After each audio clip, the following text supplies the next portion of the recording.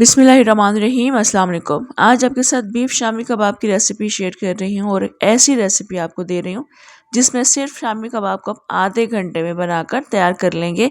किसी भी चीज़ को आपको पीसने की कतई ज़रूरत नहीं पड़ेगी। बहुत आसान सी, बहुत क्विक, बहुत ज़्यादा टेस्टी रेसिपी है। और रेशेदार शामी कबाब बनेंगे। किस तरह से बनेंगे, कैसे बनेंगे, क्या क्या चीज़ें हमने इसमें शामिल करनी है, ये सब आप इस वीडियो में देखिएगा। आपको मेरा ये तरीका बहुत पसंद आएगा क्योंकि अक्सर ऐसा होता है ख़वातीन के पास टाइम कम होता है, क्विकली बनाना चाहती हैं शामी कबाब को, मगर फिर चॉपराइज करने का इशू आ जाता है और बाज़ दफ़ा चॉपर में चीज़ें पिसती भी नहीं हैं। तो मैंने आपके लिए इस वीडियो में काफ़ी आसानी कर दी है। चलें वीडियो देख लेते हैं।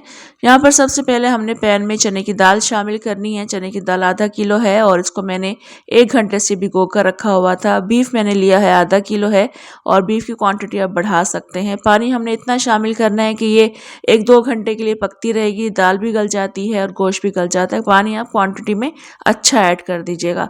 इसके बाद हमने इसमें अदरक का पेस्ट शामिल करना है 3 टेबल स्पून और उसके बाद लहसुन का पेस्ट ऐड करेंगे 1 से 1.5 टेबल स्पून भर के। और यहाँ पर हम क्या करते हैं, गलती ये करते हैं, साबुत अदरक डाल देते हैं, लहसुन डाल देते हैं, तो अदरक क्या होता है बाज़ दफ़ा चॉपराइज करने में रह जाती है। नमक हमने अपने टेस्ट के अकॉर्डिंग ऐड करना है 3 टीस्पून और 3 टीस्पून ही मैं इसमें गरम मसाला पाउडर शामिल कर रही हूँ। इस गरम मसाला पाउडर में तमाम चीज़ें शामिल होती हैं।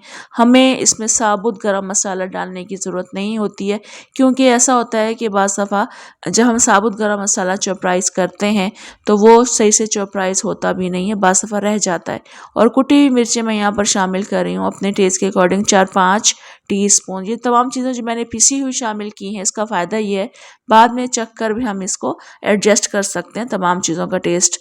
तो बस अभी हमने पानी डाल दिया है, मिक्स कर दिया, ढक कर रख देंगे, गोश्त के गल जाने का इंतज़ार करेंगे।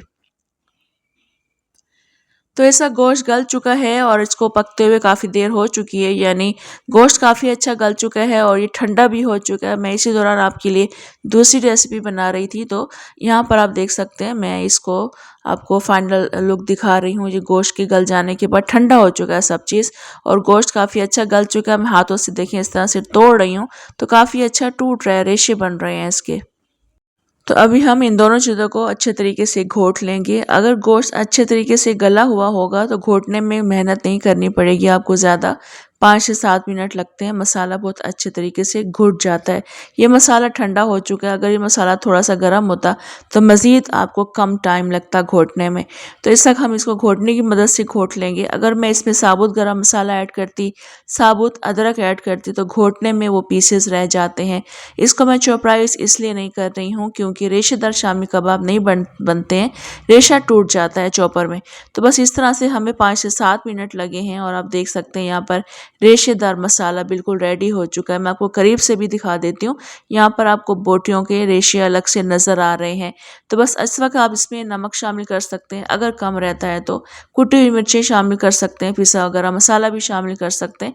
तो बिल्कुल परफेक्ट मज़ेदार शामी कबाब का मसाला आपके सामने है। बस अभी हमने इसमें हरा मसाला शामिल करना, बारीक कटा हुआ हरा धनिया शामिल करेंगे। हरा धनिया को आपने चॉपराइज नहीं करना, वह हल्का सा पेस्ट बन जाता है उसका। और यहाँ पर प्याज को चॉपराइज करके ऐड कीजिएगा और हरी मिर्चें भी इसमें चॉपराइज करके ऐड कर लीजिएगा। और प्याज का आपने पानी निकालना है क्योंकि पानी से गीले गीले कबाब बनते हैं और ये 2 दरमियानी प्याज हैं।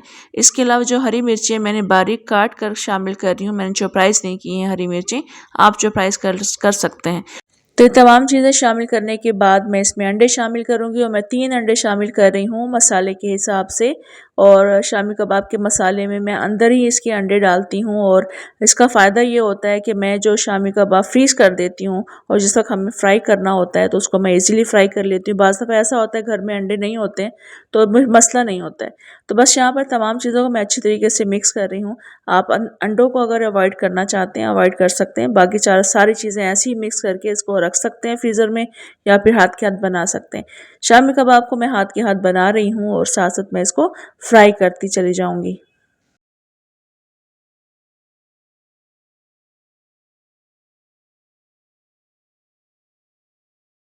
शामी कबाब को फ्राई करने के लिए मैंने थोड़ा सा तेल तवे पर डाल दिया है और शामी कबाब मैं इसमें ऐड कर रही हूँ। किसी बड़ी बर्तन में, किसी बड़ी चीज़ में आप इनको फ्राई करेंगे, उसका फ़ायदा ये होता है जैसे जैसे ये कबाब फ्राई होते चले जाएंगे उनको हम साइड पे रखते चले जाएंगे, बाकी कबाब भी ऐड किए जा सकते हैं और काफ़ी जल्दी ये फ्राई हो जाते हैं तमाम कबाब। तो यहाँ पर मैं इनको पलट रही हूँ क्योंकि एक साइड हल्की सी फ्राई हो चुकी है। ऐसे ही जब आप इसको देख लें कि अच्छे तरीके से फ्राई हो गए हैं दोनों साइड से, तो फिर इनको निकाल लें और बाकी कबाब ऐड कर दें। तो ये कबाब दोनों साइड से अच्छे से सिक रहे हैं, तो इनको मैं साइड पर लगा दूंगी, बाकी कबाब ऐड कर लूँगी। इसी तरह से बहुत जल्दी हमारे ये कबाब फ्राई हो जाएंगे।